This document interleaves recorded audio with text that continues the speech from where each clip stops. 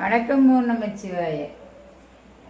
நம்ம புருவத்தில் இருக்கிற இந்த ஹேரெல்லாம் கருப்பாக அடர்த்தியாக வர்றதுக்கு ஒரு மெடிசன் சொல்லியிருக்காங்க. அந்த மெடிசன் நேராக சமையல் கட்டுக்கு நீங்கள் வரணும். சமையல் கட்டுக்கு நீங்கள் என்னென்ன எடுத்துருக்கீங்க பாருங்கள். ஏதோ சீரகம் இருக்குது, வெந்தயம் இருக்குது, இல்லை இதெல்லாம் அவங்க சொல்லலை. அப்புறம் கடுகு அதுவும் அவங்க சொல்லலை. அப்புறம் மிளகு இல்லை சொல்லலை. அவங்க சொன்னது எதுன்னா இது இந்த கிராம்பு. நம்ம பொதுவாக பல்வலி வந்தால் வைப்போம். நீங்கள் எப்படி? நான் அப்படி தான். பல்லு ரொம்ப வலிக்குது அப்படின்னா இந்த கிராம்பு எடுத்து அப்படி வச்சுப்போம். அப்போ அந்த பல்வலி கொஞ்சம் குறையும். அப்புறம் டாக்டர்கிட்ட போனோம், அது வேறு விஷயம். அவங்க என்ன சொல்லியிருக்காங்கன்னா, இந்த கிராம்பு ஒரு 10 எடுத்துக்கணுமா.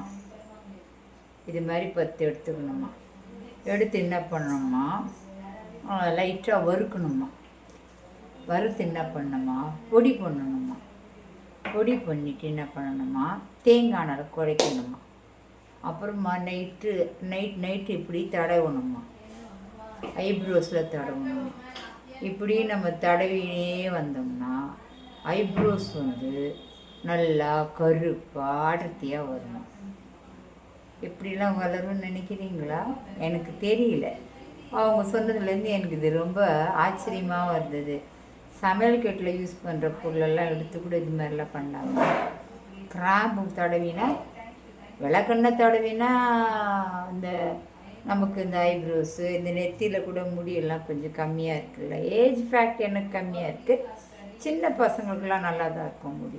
அதுமாதிரி குழந்தைங்களுக்கு, பிறந்த குழந்தைங்களுக்கு முடி சரியாக இல்லைன்னா இந்த விளக்கெண்ணெய் தான் தடவாங்க நான் கேள்விப்பட்ட வரைக்கும். அதுக்கப்புறம் இப்போ விட்டமின் இ கேப்சூல் அது இது தடவுறாங்க. இந்த கிராம்பு வைத்தியம் ரொம்ப புதுசாக இருக்குது. வீடியோ போட்டிருக்காங்க. வீடியோ ஓஹோன்னு ஓடி இருக்குது. சரி, நாமளும் தான் ஒரு ஷார்ட்ஸ் போட்டு பார்ப்போமே அப்படின்னு போட்டிருக்கேன். அப்போ கிராம்பு யூஸ் பண்ணினா முடி வளருமா? நீங்கள் யாராவது யூஸ் பண்ணியிருக்கீங்களா? யூஸ் பண்ணியிருக்கீங்கன்னா கமெண்டில் போடுங்க.